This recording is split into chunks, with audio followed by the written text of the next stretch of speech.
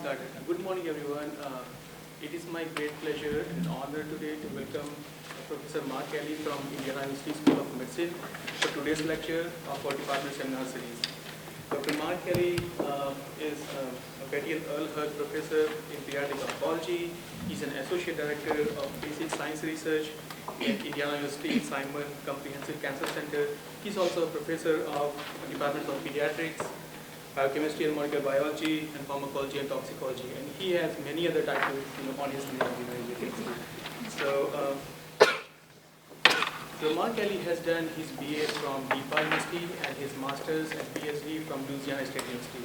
And then he went on to for his postdoc from Rockefeller State University. So for over 3 decades, Dr. Mark Kelley's research has been focused on defining the role and mechanism of a DNA repair enzyme known as APE1 or RIF1 as a molecular target for many cancers, like models and other diseases.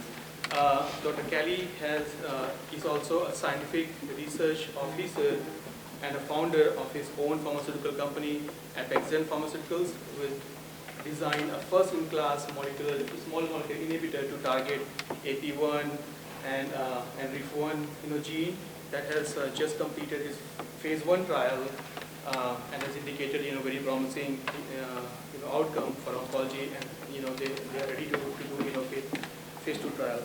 As most of you have seen Dr. Kelley's CV, he has been awesomely funded throughout in his career, and he has is a PI on 4 active NIH-R1 grant. He's also PI on American Cancer Society and the program grant. He has published over 200 articles that also includes reviews and book chapter. And he has 21 patents on his name, which is incredible. So, and he has been a very great colleague and mentor for many junior faculties, including me at IUSM. And he is a great friend of our own Professor Travers, for a long time. I would say great. I wouldn't know that. So today, Professor Kelley's lecture, the title is Spotting the RIF1 AP1 signaling node for targeted cancer therapy and other indications, from bench to first-in-class clinical trial. So please join me to give a warm Thanks.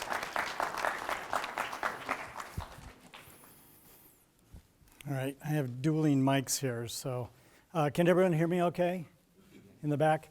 Well, thank you very much. That's a very kind introduction, and thank you for, you okay? Yeah. Thanks for inviting me here, and it's great to see Jeff again. Jeff actually hired my wife when she was pregnant and was in a really bad lab, and he was kind enough, she moved over and worked his lab, and I think she worked up to about 3 weeks before she gave birth to our twins. So she was, we really always appreciate Jeff's kindness for that. I think if you know Jeff, he's been very, and you and I work together at IUSM and stuff. So it's kind of fun to come here to see some old faces, not old, some faces that have been around. And I want to tell you about a story today, and I'm going to do it a little differently and interrupt as much as you'd like. I want to tell you a little bit, I'm going to tell you about the cancer, the main part, and then we'll see how much time is left. And I want to tell you about some of the other indications because of the way this gene works and everything it does. There's my disclosures. So the target we're going to talk about today is called APE1 REF1. And the reason it has 2 names is it was originally identified as a DNA repair protein called aporinic endonuclease. And I'll show you more on that in a minute. In fact, I was working on APE. I've been working on APE over 27 years, believe it or not. And then in the 90s, a protein was discovered by Tom Curran when he was at St. Jude's. And he found this protein that interacted with transcription factors and converted them from an off oxidized state to an on reduced state. And those are in the days when you actually had to go in the cold room and purify the protein and do peptide mapping, and then you finally got the sequence, and that took a couple years. And when they did, it turned out it was the same protein as APE1. So it has 2 very distinct functions. They're independent of each other. You can mutate, there's a main cysteine 65 that's involved in the redox function. You can mutate that and it's still repair active. You can mutate amino acids in the DNA repair activity region and it'll still be redox action. So it makes it a very intriguing protein, and but people will call it, you'll hear me call it APE1 or REF1. The repair people call it APE1, the redox signaling people call it REF1. So I sort of explained this, but what does it do? So the initial role is where if you have a damaged base, the base gets removed, APE comes along and makes a cut in the sugar phosphate backbone, it gets then repaired. And this is the main part of base excision repair, one of the main pathways of DNA repair. It's usually involved in alkylation damage and mainly oxidative DNA damage, so it's a critical protein. The redox function I already alluded to is where it'll interact and take oxidized proteins and convert them to reduced proteins so they now can bind to the DNA and turn on a number of genes. So there's very distinct domains. The cysteine, it's cysteine 65, but also cysteine 93 and 99 are involved in forming disulfides for the structure of the protein, and it's very distinct from the repair domain. By the way, APE is related to exonuclease 3, so it's been conserved evolutionarily all the way from bacteria all the way up to mammals. Only mammals does APE have this redox function. So we actually cloned the zebrafish ape, and with someone in biochemistry, Millie Gioriadis, we did the structure, and it looks very similar to the mammalian ape, but it doesn't have a cysteine at the 65 position in the zebrafish ape. And the threonine that's there at that position, when we mutated it in the zebrafish to a cysteine, it acquired the redox activity. So this is a late event acquired gain of function activity. What's intriguing is APE, these are some of the proteins that APE interacts with to convert them from an oxidized to reduced protein. Okay, so you can see the structures are very different. These are in the DNA binding domains. So it's not like APE is recognizing a specific structure. And so we're looking at protein-protein interaction that's attacking the disulfide cysteines in the DNA binding domains of these different proteins, converting them to a reduced state, and then they bind to the DNA. I'm going to have to leave out a chunk of how we got to this molecule, APX3330. You'll see it called E3330, and I can explain later if you want to hear about it, why it's called that. But this is the current name. Small molecule that is very specific for APE. There's a number of publications we've done with Millie and others showing specificity. I know I'm in pharmacology students. You never like to say it's 100% only hitting APE1, but it is highly, highly selective for APE1, and it just affects the redox function. What it does is it causes APE1 moves and breathes when it's in the cell because it has to interact with the transcription factors. When you add 3330 to it, it causes the unfolding on the amino end. And so the protein over time will unfold, and then when 33 goes away, it folds back together. So it's a very unique type of inhibitor. It's not like a kinase. It's not sitting into a lock and key type activity. It's really causing a structural change, which makes it hard to find new molecules to screen for those, but it makes it good for us because we have one, and so we can use that. So you'll hear me talk about 3330, and I'll show you some of the clinical trial results as we go along. So even though I've kind of gone over this a lot already, here's your APE protein. Normally it's interacting, and I've focused on HIF1 alpha, NF-kappa B, and STAT3, because that's what you're going to hear the most about today. It also reduces phosphin-Jun, P53, CREB, and a couple others. Not all transcription factors, just this group of transcription factors. And so normally APE converts them from an oxidized to reduced state. They normally bind to the DNA and turn on genes involved in growth, inflammation, and angiogenesis. Yeah, if you had 3330, that doesn't occur, and so you don't get that occurring.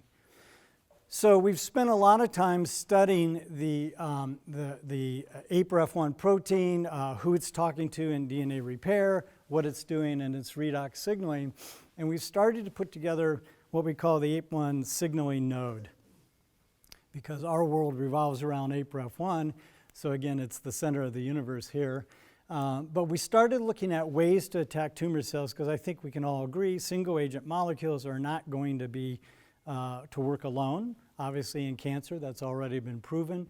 I think for Gleevec is about the only one where it was a single target. You're going to have to do combination therapy. So we started, and actually what some of our funding is to look at is if we can block APE1's redox activity, can we combine it with other inhibitors to get a combination effect? Okay, so we know that, for example, and I'm going to talk about REF1, APE1 interacting with STAT3. We know STAT3 is in the JAK-STAT signaling pathway where there are JAK2 inhibitors that signal to JAK2 signals to STAT3 that binds the DNA and turns on genes. And we know there's JAK2 inhibitors out there like ruxolitinib, and there's STAT3 inhibitors. So we're starting to do combo studies to look at this, if we can get increased efficacy of tumor cell killing while keeping the toxicity low in the normal cells. So I'm going to give you a couple little snippets on pancreatic cancer. This is a lot of work that my colleague, Dr. Melissa Fischel, has done, and we're working together on. And again, we've been focusing on the JAK-STAT APE1 pathway using our inhibitor, our first inhibitor, the clinical trial inhibitor, and looking at how we can block STAT3. STAT3 was published a number of years ago to be under redox control, but no one knew who was controlling it. So Melissa discovered that actually REF1 is the major controlling factor of STAT3's redox activity, so that led to these studies. So what she showed, and this is published, but what she showed is using a number of assays, and the JAK-STAT pathway is induced by IL-6, showing that if you use SI-APE to knock down APE, after you get induction with IL-6, if you knock down APE, you see less induction, less STAT3 activity. If you put in the mutant, so if you add more wild-type APE to the cell, you get an enhancement of STAT3 activity. If you put in the C65 mutant, that one I mentioned that's involved in the redox signaling, you lose that activity, so it's a nice kind of genetic control, if you will.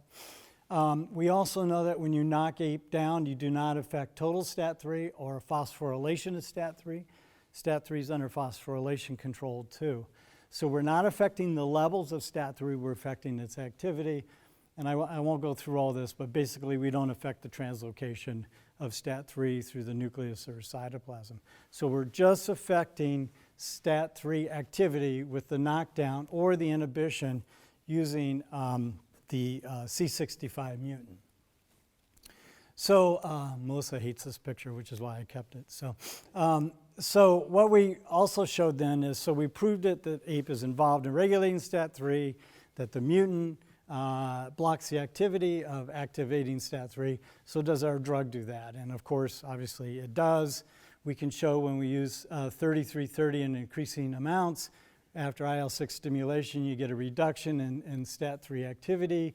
You're not affecting the phosphorylation of STAT3. This is a redox EMSA slide where you look at binding on DNA as a gel shift under redox conditions, and we show that the drug blocks the activity of APE1 on STAT3 binding.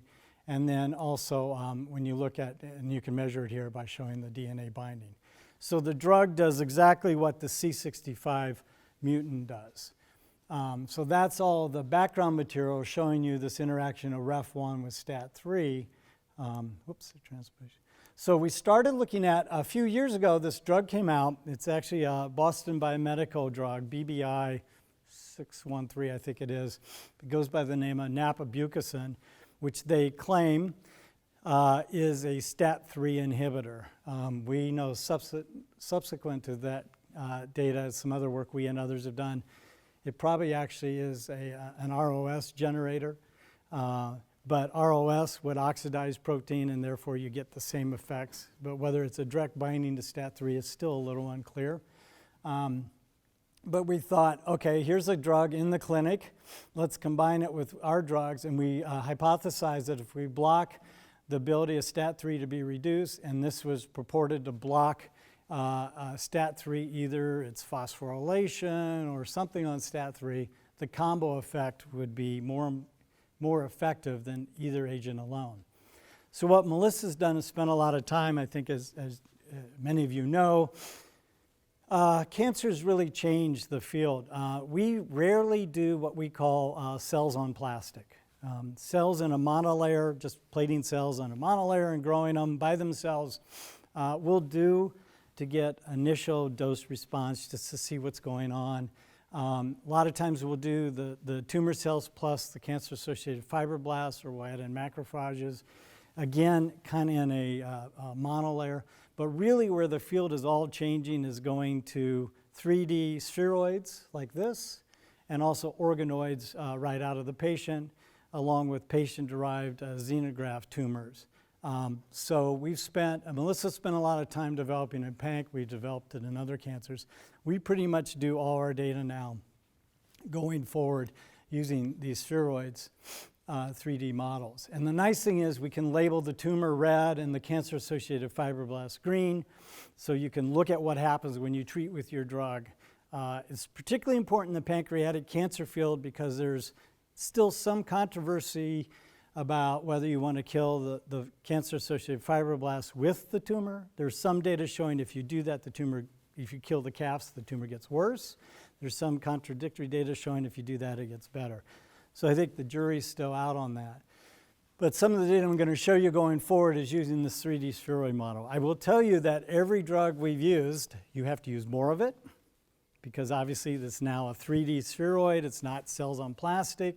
The beauty is you get really nice hypoxic regions, and as you know, most tumors are hypoxic, solid tumors, so you're really getting a more real, if you want to call it, a closer to real life sort of tumor using this model.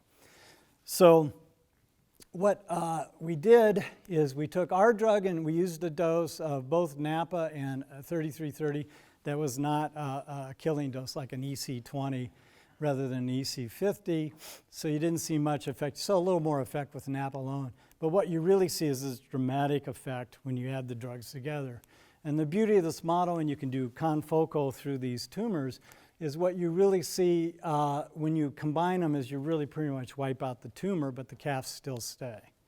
And so that's a very interesting finding.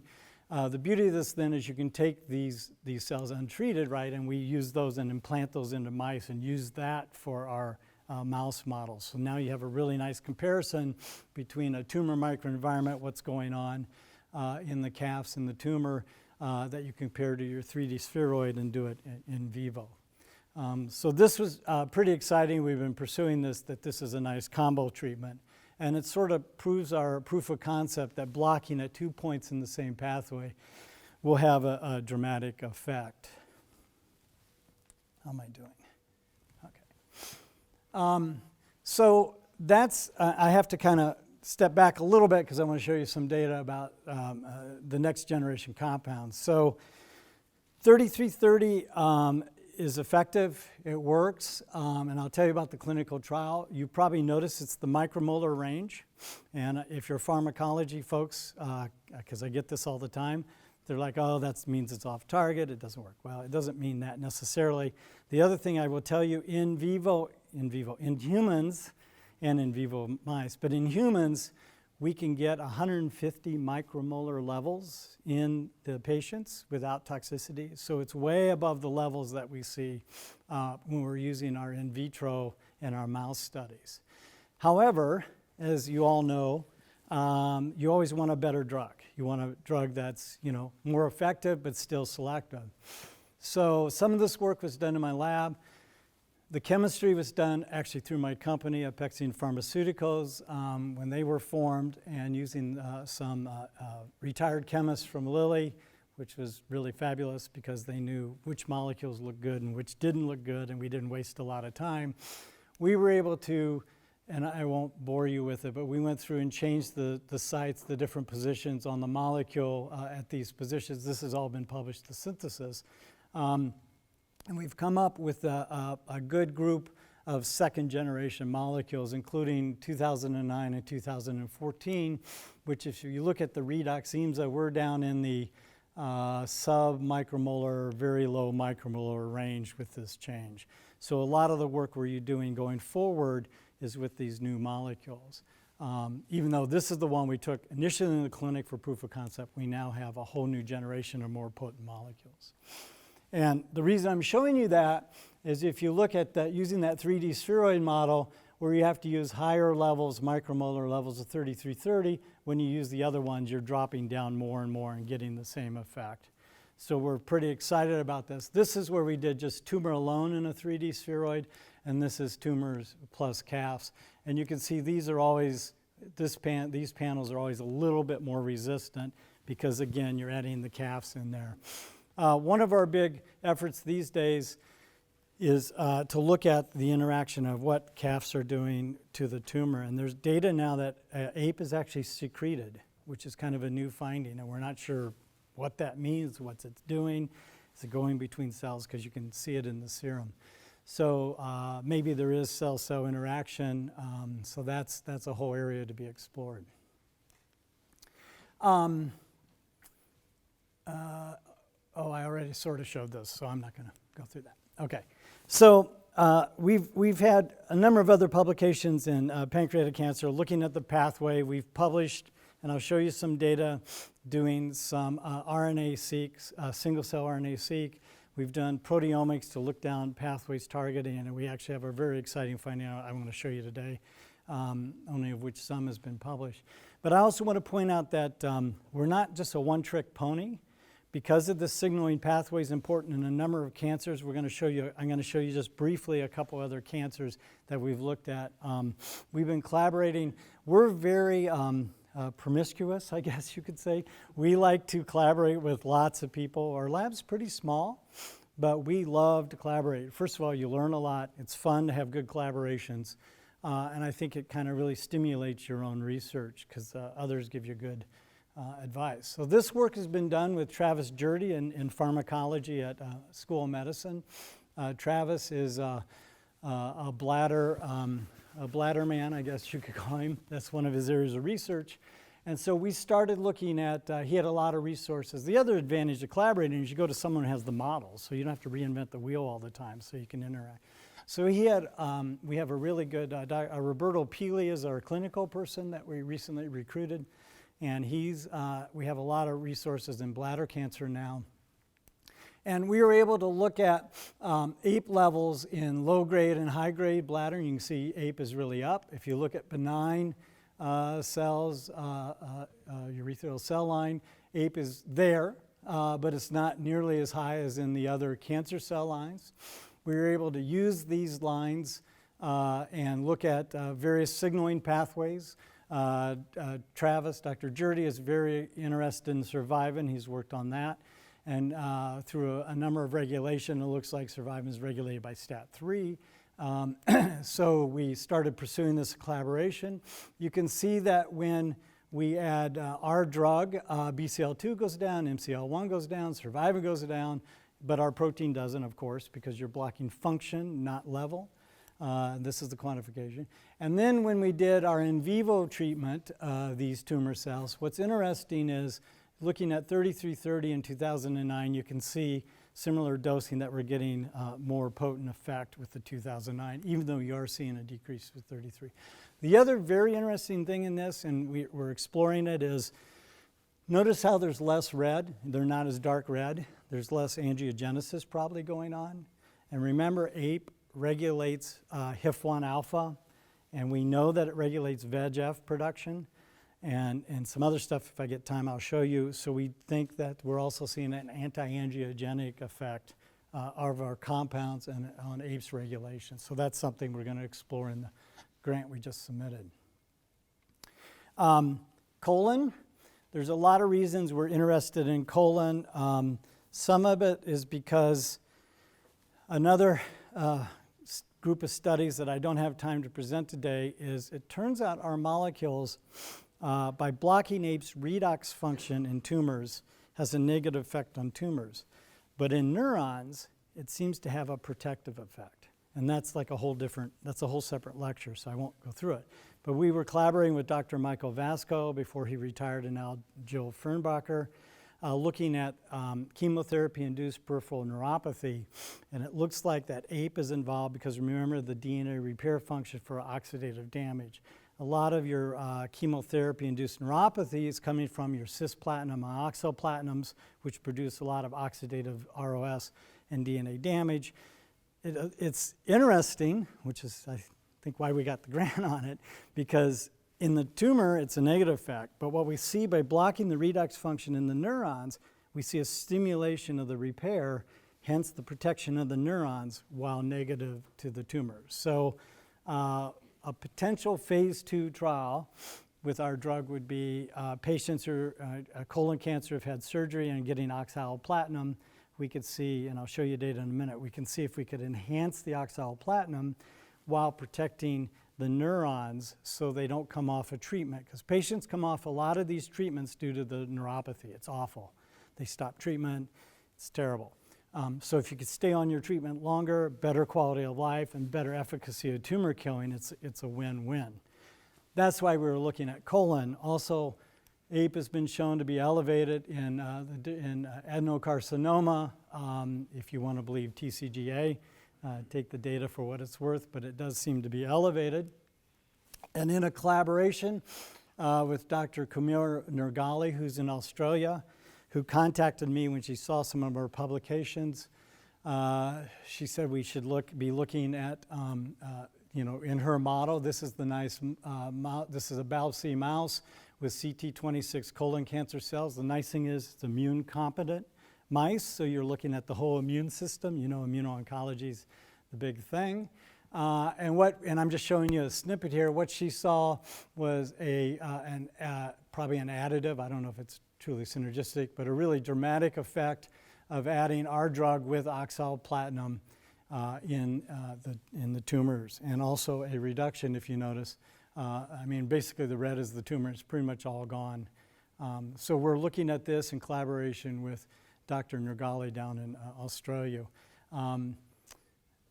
The other thing, and I will show you in a minute, is that we're seeing neuronal protection in the colon too. So it's the same theme is coming as we're seeing with the dorsal root ganglion neurons. And while I've shown you solid tumors, we don't want to neglect liquid tumors, the leukemias. We have collaboration with Dr. Ruben Kapoor, who's actually in the Wells Center with me.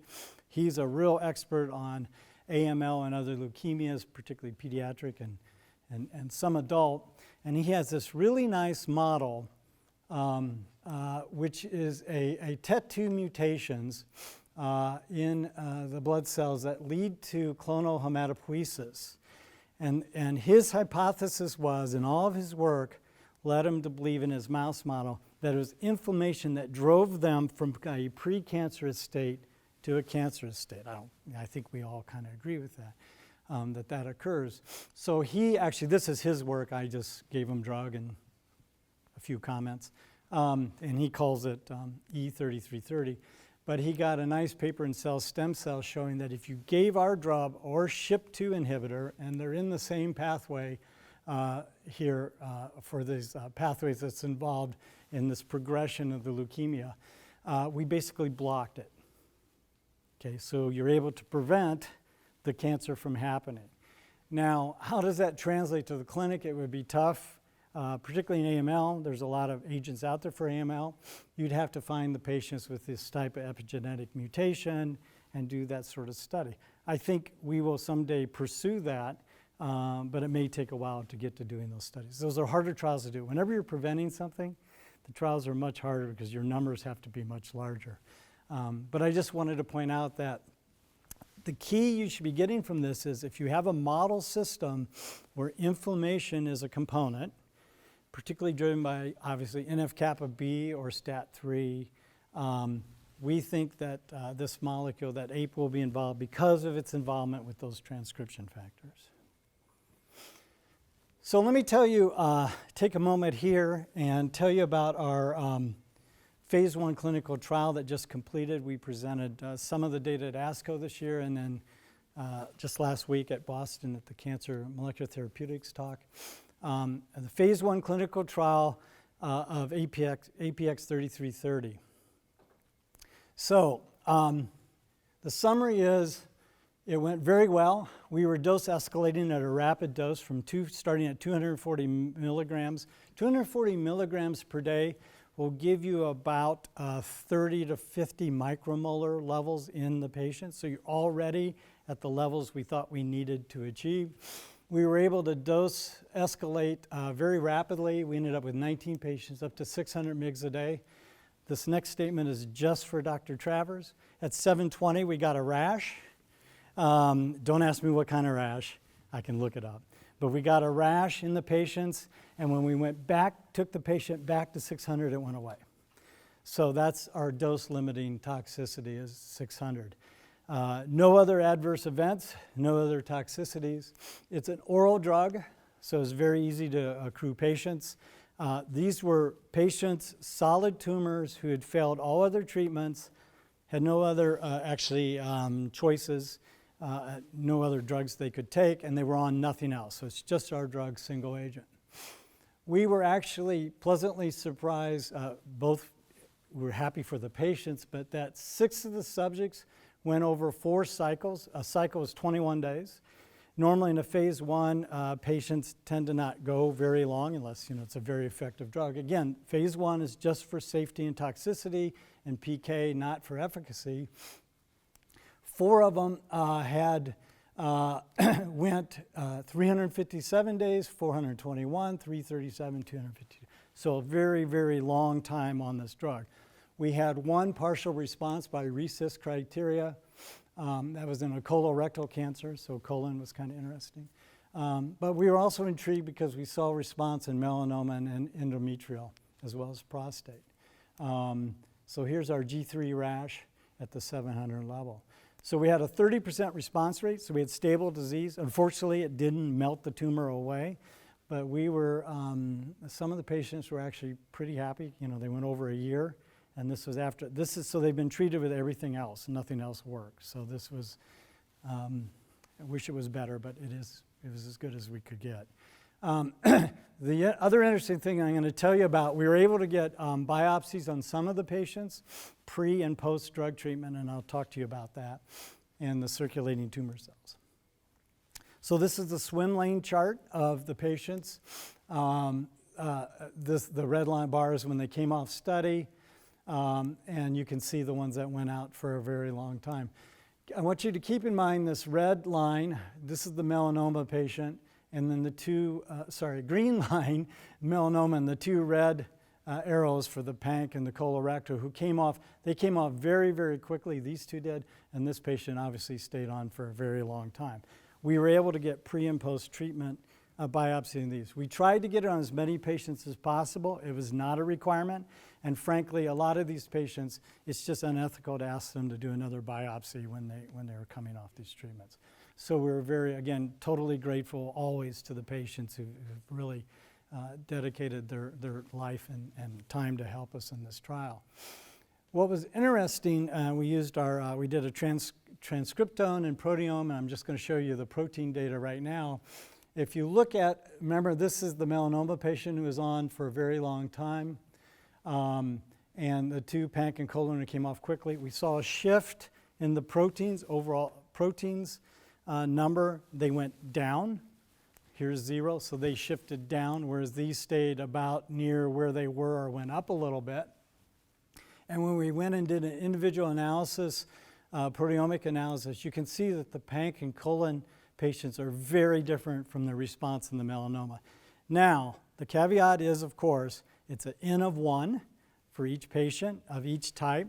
They've all been treated differently, so it's very different. So you just have to take this as it is, but it's very encouraging that we're seeing this approach. And it's very interesting because if we looked at proteins that are known to be downstream of the transcription factors regulated by our protein, APRF1, they came up in that group of panel that were down in the melanoma and not in the other tumors.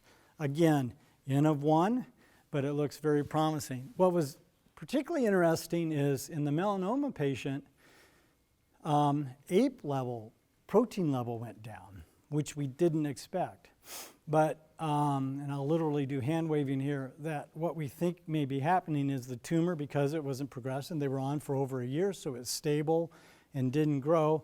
You didn't need as much of the transcription activity to be on, so you didn't need as much APE to be active, so the level was down. But, again, it's an N of 1, so we'll have to look at that. What was interesting is we looked at APE with an ELISA we have for APE serum levels, and it went down in a number of the patients, or the overall, again, this is phase 1, so you can see that there's a huge amount of variance, but the overall trend was in the stable disease patients. APE levels went down after treatment. Again, you have to do this as a bigger study, more controlled, but we were encouraged because there is data. There's 2 publications showing that in pre-bladder and bladder cancer patients, APE levels trended up in the serum when they did a retroactive study. So maybe serum levels could be a predictive marker. You wouldn't want to go with it right now like this, but we'll see in the future. But again, it's a trend in the right direction. We also sent the samples to Epic Sciences, it's Epic Biosciences, who looked at circulating tumor cells, and what we saw is in 7 of the 16 patients, we saw a reduction in circulating tumor cells. Again, initial data. This is a phase 1 with our initial data, but now it gives us some things to think about when we go forward in our phase 2. So I think there's a lot of good information of potential PD data showing that we did hit our target, we had an effect, and we can explore that further. The other nice thing is we had a predicted PK based on our animal studies, and we hit it spot on. This is really nice that we see the PK.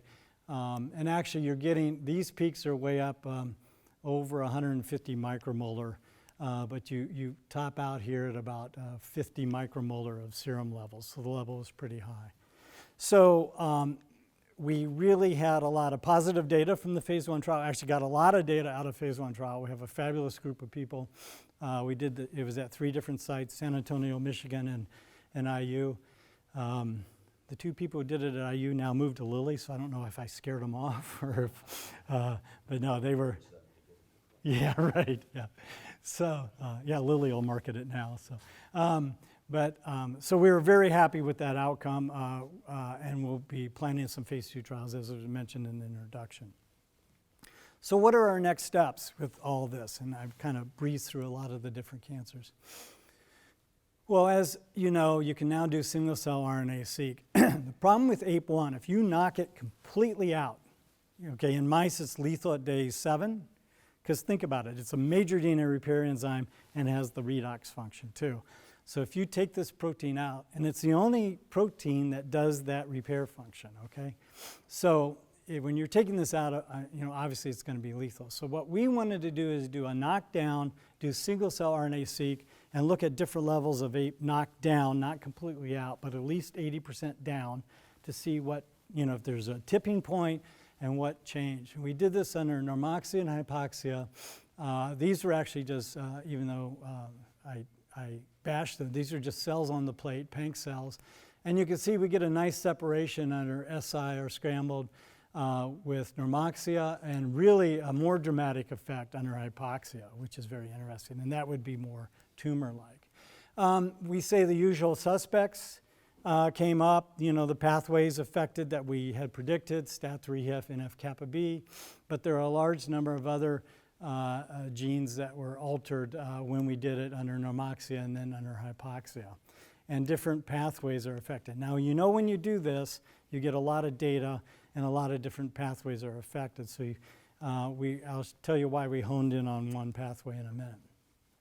To validate this, we picked a number of genes, a few that went up, like here, and a number that went down, and went back and did the same experiment, did qPCR, using these genes to see if we could validate the single-cell seq, and they all validated exactly right. They all went down the right way, they all went up. They didn't go up as dramatic because this is not single cell. This is a population of cells, so when you do the knockdown, there are going to be different levels. But the trend was all the same way when you knock down APE a lot. You always have to have a little bit APE there, or else you're not going to live. So, and this was recently published. So the beauty of having this panel, and we now have 2 or 3 groups of panels for different things, but we have this panel is we can look now at different cancers. We can use it to look across cancers.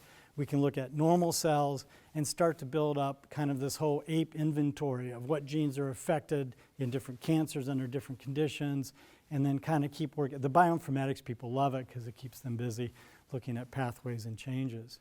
One of the nice things you can do in drug development is you can take your drugs, do the treatment, and see if these genes change. Now remember, knockdown is going to affect repair and redox, so you could get some genes that are changing due to those alterations. In this case, these 4 went down very nicely in a dose response with 3330, and now we can use this for our other genes. This is more of just for a drug development. So at least these appear to be mainly affected by the redox function, and these seem to be controlled by the transcription factors we're interested in. So what came up, surprisingly, were 75 genes involved in mitochondria that were affected when we knocked ape down under Normoxia. And I'm sorry you can't read this, but it's really more for the visual effect. And so the gradation of the color is the amount it goes down. So the darker green is down more than the lighter green, and the darker pink, I guess, is up more than the lighter. So we saw a lot of dysfunction, genes affected in mitochondria. Now remember, we're not affecting, the mitochondria only makes so many genes. So we're blocking the transcription factor that's making these proteins that are involved in the mitochondria for its function. But all 7 complexes were affected. And now under hypoxia, so if you go back and forth, it's kind of interesting. So you can see it's more dramatic. It's just, and that was shown in our single cell RNA-seq, if you remember, the splitting between the hypoxia, the knockdown, and the control were much different. So I really love this. I sit here all day when I'm bored and just go back and forth. I'm like a cat, you wave. But you can see that it's pretty much, there is one group up here, some other genes that get affected in hypoxia, but it's dramatic differences. So because of this data, there's a drug out in the clinic, CPI 6 something, that's in the clinic, and it blocks part of the TCA cycle. And so we got that drug, and we've been using it with our drugs, and a paper should have been submitted, but will be submitted soon, showing the combo of using that drug and our drug is really dramatic. And that was led by this finding, sort of an unbiased approach to pathways we can look at. So we're really hot into metabolism now and looking at the impact on mitochondria. So how much time do I have? 13, okay. So this is one of my favorite slides. Actually, my company people, my CEO of the company hated it because he wanted me to focus. I've never been known to focus in my life. And thankfully, and I'll tell you why, because we've been looking at, for decades now, APE and the transcription factors in this role. And we've been focusing on cancer because that's our training and what we've been doing. But as you saw, we're collaborating with other people, mainly in cancer. But because of this, we started a collaboration in 2 other areas, one with a group who actually moved to Detroit from IU who are interested in the eye, and another group, the group down in Australia. And I'm going to take the next few minutes, if you don't mind, to go away from cancer and tell you why we think this is a platform to attack different indications.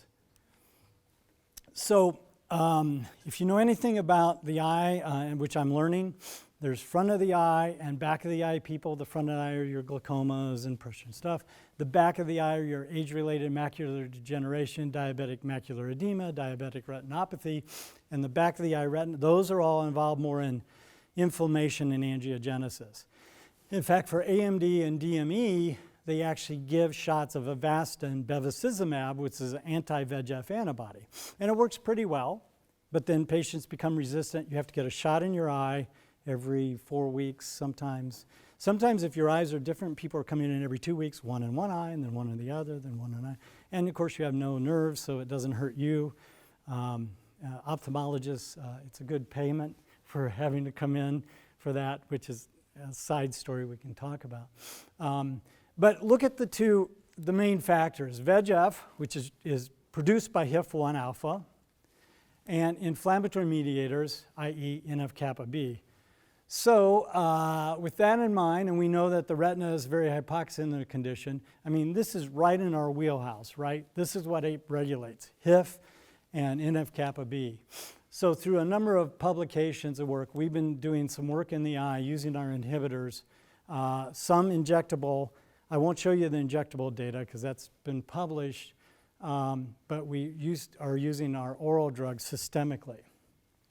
So what you do is you do a laser ablation in the retina of the eye, and you get all this angiogenesis occurring, and then you can treat for 2 weeks, and then you can pull the retinas out and do a number of things. You can do optical coherence tomography and look at the back of the eye, and you can see when you gave our drug it got much better, shown here, and you can stain for the damage and stuff in the repair, and it gets less angiogenesis going on with our drug, given systemically. So we're giving the drug systemically, it's getting to the retina, and it's having an effect, okay? And we've done PK in the retina, and it does get in.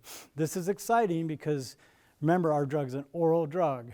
So if you could take that, and the initial trials that we will be doing will be in DME and DR, you will take it, it's not to replace Avastin or anything right now. There'll be people who failed the other drugs.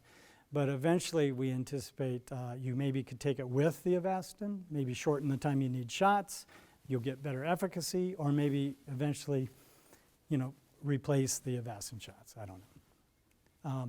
But this is some of the work that we're very excited about, and this is because we're following what our gene protein works on in different indications. We were very excited because that next generation drug, when we gave it systemically, the data was even more dramatic, again, because it's more potent. And you can see that we really get this very nice, somewhat of a dose response, but we get this very nice effect. And in our in vitro studies using the cells, we're down in the micromolar. 2014 is submicromolar, and we're looking at that. So we're looking to develop this one as either an oral or an injectable drug. So again, that seems unfocused, pardon the pun. But it's not. We're still same drug, same target. We're just looking at indications where we think that we can have an effect. So that's, we actually are in partnering opportunities with an ophthalmology company right now to do the eye work. We were looking around, and I talked to you about Comira down in Australia. Some of her other studies is she's in a big group with in IBD, which is Crohn's disease and ulcerative colitis. Huge market. The treatments are ineffective long term. There are some effects. There's serious side effects.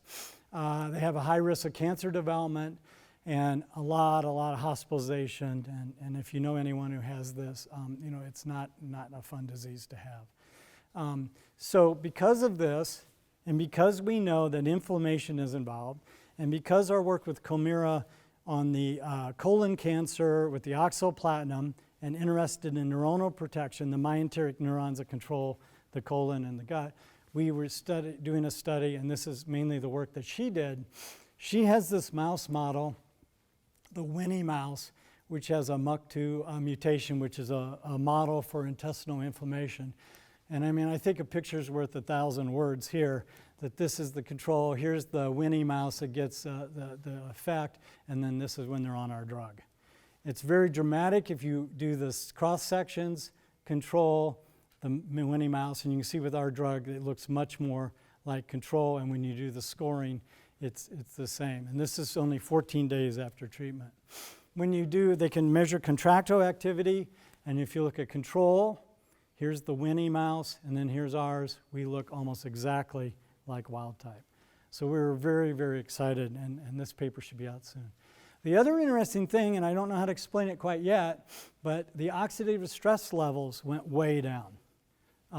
Control, here's the Winnie mouse, and then here's with our drug. So we think that's what's happening is we're blocking damage, and then the ROS is going down. Remember, there's the mitochondrial connection. So we still have to work out the mechanism of action. I don't have all the mechanism worked out yet. But this was exciting to me because of our work in the dorsal root ganglions and the peripheral neuropathy. We wanted to look at the myenteric neurons, and what you can see is, and this is staining for 8-oxyguanine, you can see with our drug it looks like wild type. So we're blocking that 8-oxyguanine. I think what's happening is it's getting repaired faster and it's going away. So we need to do a time course and look at that. But again, that matches up with our other publications where you saw protection of the dorsal root ganglion neurons while we were attacking the tumor. So this is very kind of a new area.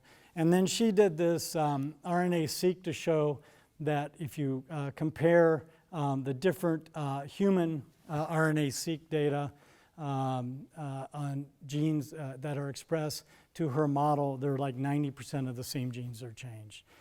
Some people like this model, other people have other models, but it is a model and it seems to be working pretty well for at least the inflammation. So we're excited about this because we block inflammation. They had we protect against the body weight loss. I showed that picture. Contractile nerve fibers, and we saw prevention of damage. So these are all the things we've seen similar, the neuron effect, so we're very excited. But what's the key again? Inflation is a major component of this model, and so that's why we think that the drug is working. So I think I did it. Yes. So I wanted you to go away with, and I'm sorry I covered a lot of different areas, but I think hopefully you'll take away a few key points that APE is clearly involved in tumor progression. You may ask me what's its DNA repair component, and I can discuss that or answer that in questions. But we've been focusing on the redox part. We know that it regulates a number of pathways, and we do combination therapy. We know it's involved in different cancers, indications beyond cancer. We know it's druggable because we've done a phase 1 trial and we're making new drugs. We have a whole pipeline of drugs right after this, and we identified new pathways and new work to do, including the mitochondrial, which actually we're very excited about because of metabolism is becoming very important. Well, it's always been important in cancer, but it's getting more attention. So as you can see, this side of the slide is really tiny, and that's the lab right now. It's Randy and Rachel and Olivia with 2 grad students. Actually, Derek went off to Lilly too, and Fennel moved up to Vancouver. And then Dr. Fisher, who's been a collaborator for a long, long time, is independent investigator on, who has some very exciting data in some other cancers like MPNST and stuff. And then I've had great collaborators, Millie for the biochem, of course, Kumira down on the colon, Tim Corson I, Jill on CAPN, Karen Pollack for in vivo therapeutics, Travis on bladder, Ruben on leukemia, and then all the bioinformatics and clinical people. And our proteomics core is really fabulous. If you ever need proteomics, Amber is a wonderful person to work with. And it's really not too costly, frankly. So I've been very fortunate to really be hooked up with a lot of really good people. And I always say this, and I really mean it, it's really a team effort. You know, I get to come out and give the talk, but they do all the work and really come up with the ideas. And so, I mean, I think it's really important as you go through life to have good collaborators. I think I've only had 2 bad collaborators in my life who aren't on the slide. And we didn't go very far. And, you know, life's too short. You find good collaborators. So anyway, thank you again for your time. I'm happy to take questions.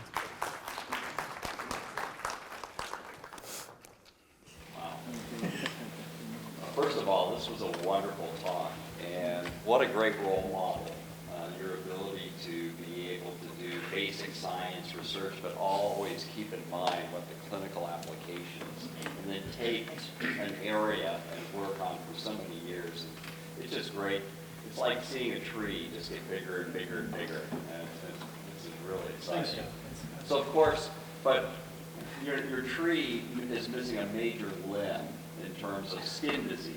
Because when I see that, I'm thinking of psoriasis. I know. The target. And so one of the questions is, that compound, looking at it, would think it would be absorbed topically. Have you ever thought or done any? No,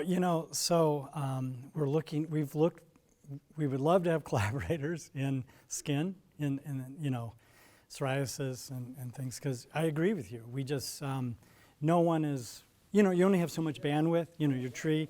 But if you or know of anyone, would love to do it. I mean, there's a picture of me holding a kilogram of our drug, because when we made the drug for clinical trial, a kilogram, yeah.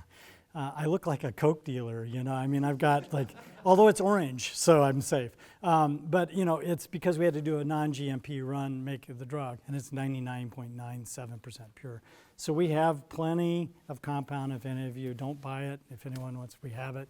We can send it to you. It's clinical ready. But if you have ideas, something to do, we've had other people have suggested, they're like, how come you're not doing psoriasis and stuff? Especially since Lilly right now is really big into psoriasis, although Lilly is really big into psoriasis, and maybe not. Right, yeah. But no, we'd appreciate any ideas you have, because, yeah. Other questions? Sorry. Here. I think this is very interesting talk. I mean, I didn't know. Maybe you should give a talk about how to go from spin-off companies and how to generate, investors and products. I actually have those slides on my computer. Yeah, yeah. Yeah, very impressive. I mean, and I didn't know that, so to meet you. But one of the things that I was thinking about, you're talking about you could have an eye drops, for example. I mean, that would go through. But diabetes, you talk about hyperglycemia. I saw the word hyperglycemia only one. But do you have any, looking for the complication of diabetes? No, that's another area. You would think we have a diabetes center, and I can't get anyone to do anything with it. So, either they don't like us or something. But I think that's more. Let me go back to the eye drop. What I've learned, the eye field is very interesting. So the reason for back of the eye they like the injectables is because they can give it and they can put it near the back of the eye. Eye drops have a notorious non-compliance with patients. First of all, you have to give it, and a lot of times you worry it'll go around the eye. Now, our drug is really safe, so we're not worrying about that. But a lot of times they worry. That's why you see so much injectables being developed. And that's why, really, if you look at the eye, there hasn't really been a lot of new things go for AMD and other things, because it's the Avastin, Lucentis, and the injectable. We actually had some comments by key opinion leaders in the field that we should make an injectable form of our drug. I don't know if that's due to they want to get the dosing higher, or it's because then it's a procedure and not an oral drug. So I won't go into the politics there, but it's very interesting.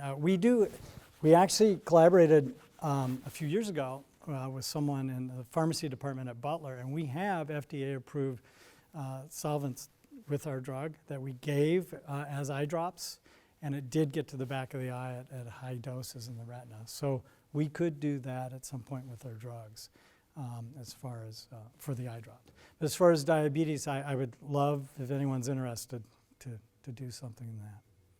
Yeah, I think you were next. Yes. So thank you very much for your presentation. So I'm wondering, did this come across background failure? Yeah, so Karen Pollack, who runs In Vivo Therapeutics Core, there's a model. Lilly has this algorithm, it's published. So two answers to your question. One is we have pulled the brain. It does get across. 3330 doesn't get across super well, but it does. 2009 gets across really, really well, okay, which may go to why it's more topical for 33. But they also have an algorithm, and the algorithm can predict pretty well on what gets across and what doesn't, and our data matched up very well with that predictable algorithm.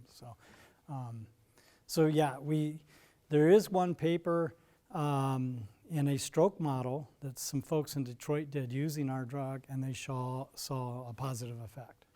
And I can send you that publication. So I think it does get in, but how much gets in is not as much as the next drug. Typically what we do when we collaborate with people, we send them the parent drug. They kind of do that as proof of concept, and then the next generation we'll send you because it's more potent. It looks nice because 9 does too, yeah. Yeah, that's why, yeah. Well, that's why we think there's no toxic. We don't see any toxicities in the patients at all, is because it seems to be protective of normal cells. Yeah, I think you had a question. In the beginning, you said your compound 3330 that really affects 16 function, the protein the REP1, basically REP function. Through all your clinical study or translational study, you look at this Redox change and transcription factor. And when you look at the other side of the activity that's correlated with the therapeutic. Yeah, so I'm a DNA. I grew up on DNA repair in Drosophila. So I worked on ape and we cloned the human ape to work on repair. We thought repair would be easy to develop inhibitors because we have the crystal structure, we know where the pocket is. No one has been able to get any inhibitors, and we're not alone. Actually, there's been multiple groups, some big labs, even some pharma have tried to we all get to the same point. We get really good inhibitors that work in cell models and stuff, but don't really work that well in animals. We don't know why. We really thought that was a slam dunk, easy, We're still doing it. We actually have a pharmacophore model. I have another part of my lab that's working on the repair inhibition. We had some molecules. There is one molecule we do use that works pretty well in cells. It looks like it's fairly specific, and it blocks the repair, not the redox. And we use that as a negative control so that we don't, what we're seeing with the redox inhibition, you don't get the same result with the repair inhibition. But I'm always a little leery with it because, we don't know how specific it is.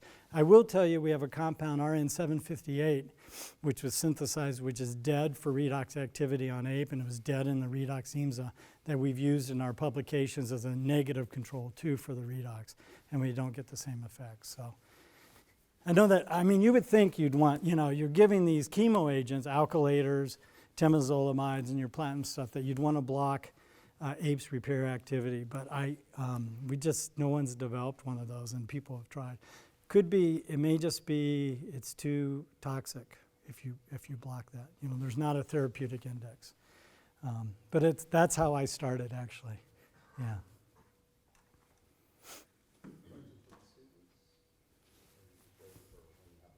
All right, well, thank you very much. Thank you very much.